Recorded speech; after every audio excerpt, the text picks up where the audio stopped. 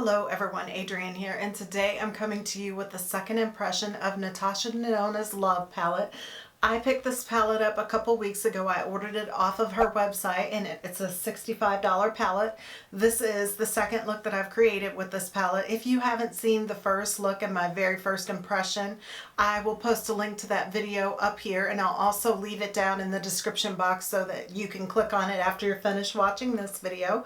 But this is a 15 pan palette and this is what the inside of it looks like. It does have a nice size mirror. It is a hard shell packaging, as you can see. I do typically prefer like cardboard packaging. I know it's nice to have the hard shell, but sometimes I get a little nervous if I drop the package at the palette. I'm going to crack the whole entire case, so that's just a personal preference on my behalf. Like I said, it is a 15 pan palette and these are the shades of the palette. In case you haven't already seen it, it's been out a couple weeks, so this is not exactly brand spanking new anymore, but this is a palette that she released for Valentine's Day that's supposed to be limited edition, and it is a 15 pan palette. It is purple and pinks and some reddish pinks, as you can see from the look that I'm wearing today. And I'm going to go ahead and close it and show you what the back of the packaging looks like. If you'd like to rearrange the shades in this palette, they can pop out here with these little holes.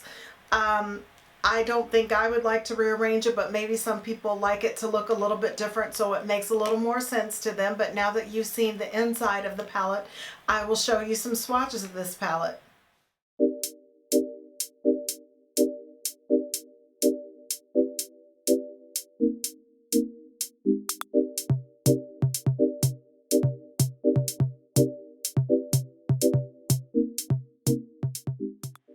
So now that you've seen the swatches of the palette, I will get into how I created the look I'm wearing today, and then I will be back with some final thoughts of the colors that I used. So for today's look with the palette, I think I'm going to go with more red tone colors. As you can see from my head wrap, I want everything to match. So I'm going to start out with this intense shade for my base shade. I have primed my eyelids with my MAC Prep and Prime 24-hour extended eye base, and I also went in with my matte paint pot and laying low. So I have the shade Intense, and I'm blending it in right now with a MSQ blending brush. They don't label what each brush is called, but this is one of the denser ones that you could even use to pack on concealer if you wanted to for the under eye. And as you can see, this Intense shade is a very pigmented and it's blending out easily. So I do like the formulation of that. I like any time that you don't have to manipulate the eye area a lot. So now going in on the other side with that Intense shade. And I didn't start on the inner corner of the eye like I typically do, because that's an area that sometimes gets a little grabby with the eyeshadow colors. And also I use a lot of glycolic and retinol type treatments and things to help with the crepey skin around my eyes. And my eyes right in this area seem to get the most tender, surprisingly, not on the lid, but right in this area all the way up to the inner corner of the brow bone. So I don't really know what that's all about, but this brush is super soft on top of being dense, so it puts down a lot of color. And I know I picked this brush up really inexpensively. I can't remember if it was off of eBay or Amazon. I am going to stop building that Intense shade right now because I want to add the color Soul, and it is this shade right here is what I'm going to go in with next. So I am going to grab a Real Techniques, one of the Instapot brushes. I'm not sure what the number is of that brush, but I'm going to take the Soul and pop it in the crease. And I think I got too much on, so I'm going to try to define it with a very light hand because this is coming off really pigmented. Using some of the swirling motion seems to help. Okay. Very pigmented, but it's laying down fairly easy.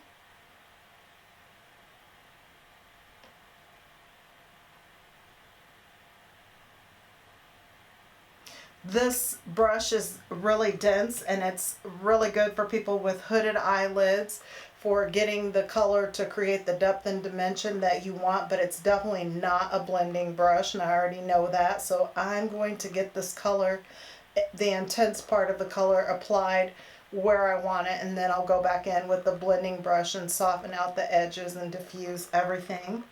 Come in this inner corner, let me get the majority towards the outer edge. Now come in the inner corner and deepen that.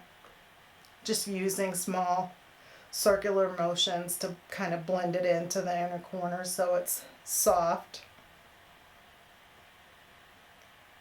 And I think this side's a little more pigmented than the other, so I'm just going to tap into a little more of that soul color and deepen it over on this side.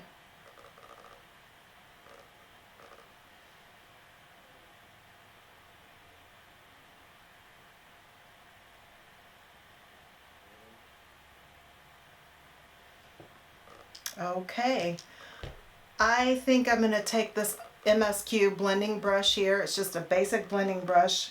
Pick up a little more of that soul and go in and build the color towards the inner corner, I meant to say, and just soften and diffuse it upwards into the intense shade. I don't want to lose my definition of any of the color, so I will take my time and get everything blended properly. And that's starting to look a lot softer. I realize I haven't done anything with the brow bone yet, and I'm just going in with a little more soul on this eye and building it up and blending it out. Doesn't need as much building as the other side did because I already had more on this side. And not too bad. I want to make sure that these shades don't blend into one another. I really want the distinction of the different colors.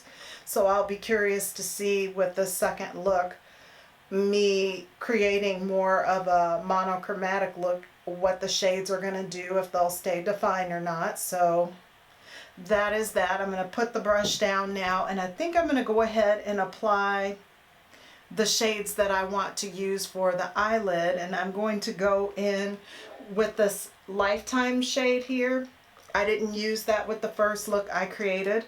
I don't know, I think I will try it with an eyeshadow brush to apply it and see how it goes. I did learn from the first time of using the palette that I want to go ahead and use my MAC Fix Plus with it first. So let me reach back and grab that. Spray a little bit on the brush, not too much. When I tried it the other way around the last time, it didn't work as well once I applied the color and didn't spray it first. I noticed some texture which ended up evening out later on, but I still didn't want to start this look out this way. So this is the shade Lifetime that I'm going in with. And wow, this is really going down with beautiful pigmentation. I don't want to go too far towards the outer corner of the eye with this shade because I do want to use another shade on that outer corner. I think I need to spray my brush just a little bit more.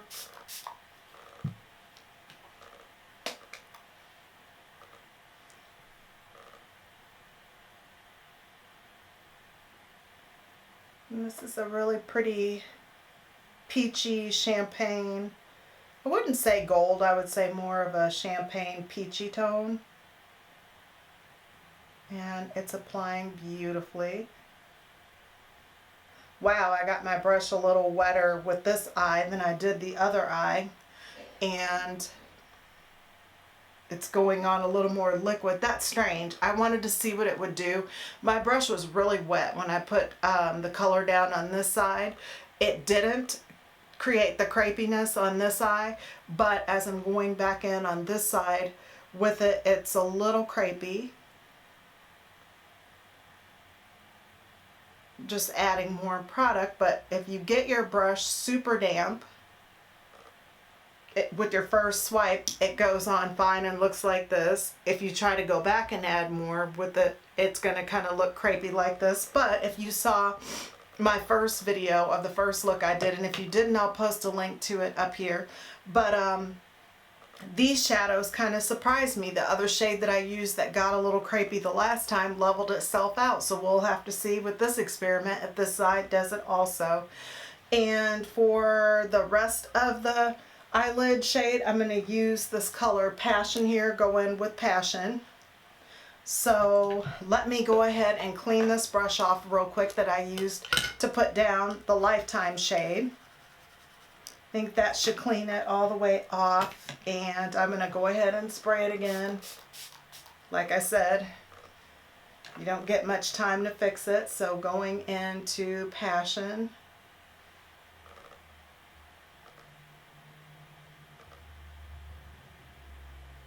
And this is building up really pretty. And I did get that brush super wet. Feels really good on my eyelid. Putting this on almost reminds me of putting on a liquid shadow.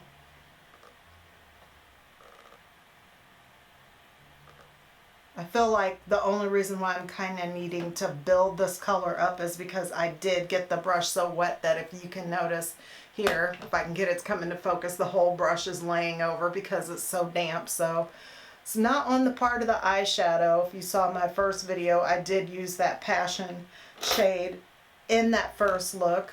I think I'm going to try flipping this brush over, and the other side might be a little bit drier. There we go. This is with the drier side of the brush, and you can see the pigments going down a lot faster. I'm really liking this shade, Passion, a lot. It may be one of my favorite colors in the palette. Put a little bit more over here.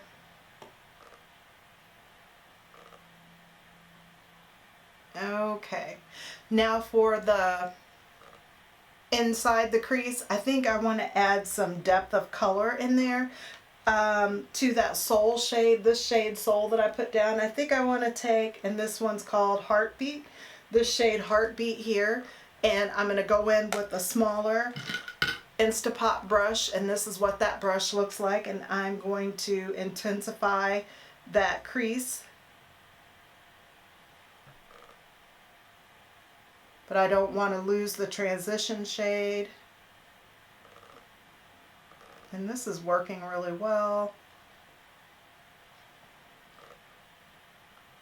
I don't know if I'm going to be able to use this for the outer V. I was kind of hoping that it would be intense enough that I could get away with it as an outer V color, and that would add enough depth and dimension. But I'm not sure. I'm going to come add it to this eye.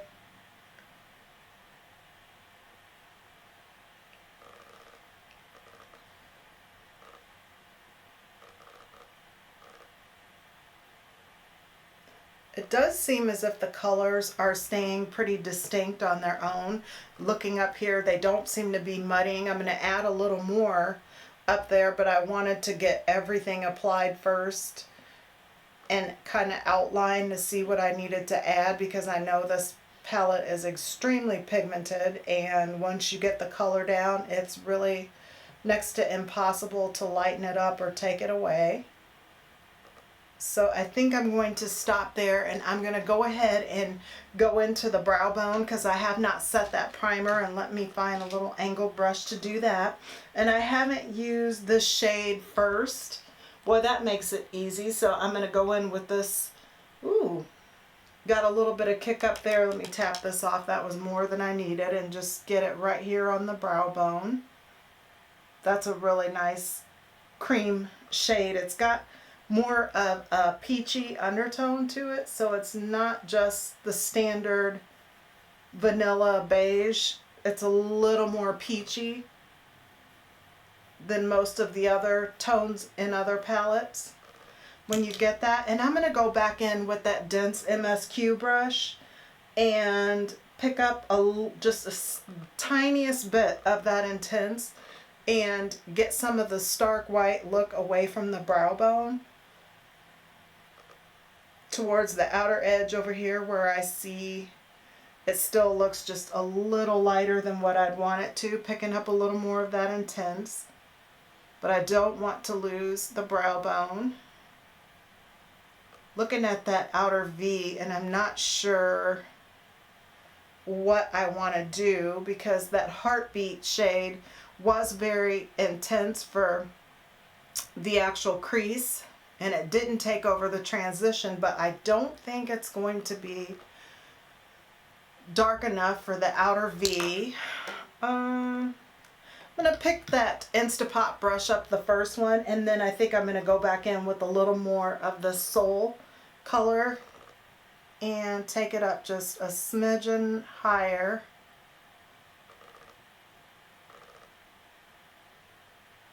And I took the smallest amount I could get because I don't want this to all blend into one thing.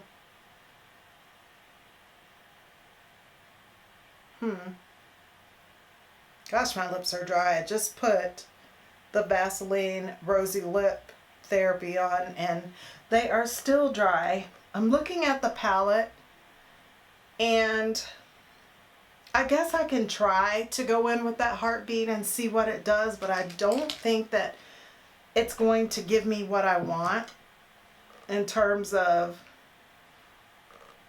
depth and dimension. Maybe with my liner and lashes I could pull it off because the other contouring shade in this palette is, what is it called? Commitment, and it's this dark shade here.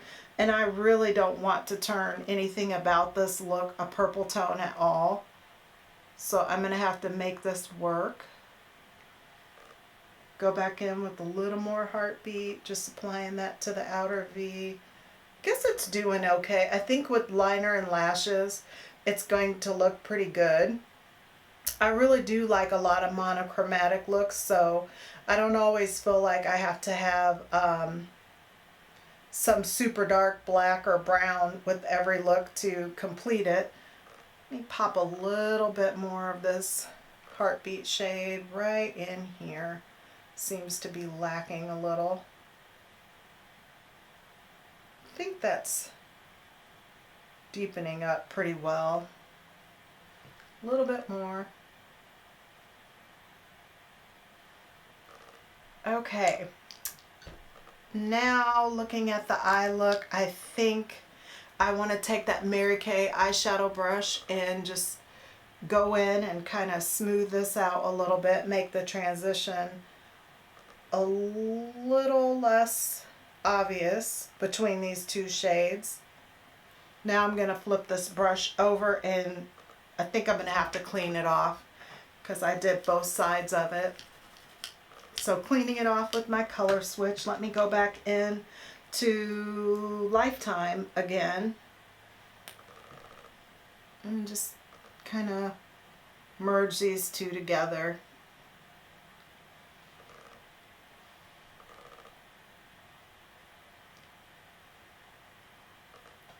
Okay, so this is the completed eye look.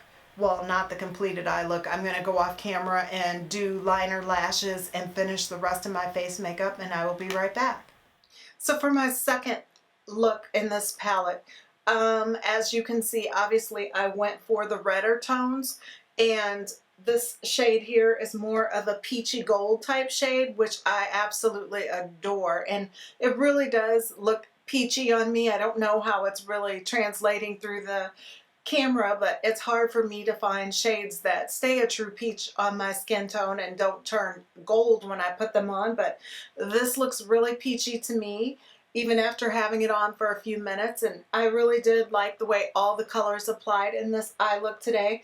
I have to say that with the first eye look, I already used this intense shade as a base shade because it does appear that that is the shade tone that I would need to create all the base looks to set my eyeshadow primer since it is so light. So I probably will end up using those with every look. I don't know. We'll see. I do plan on doing a third look. So I'll be curious if I can get away without using that shade.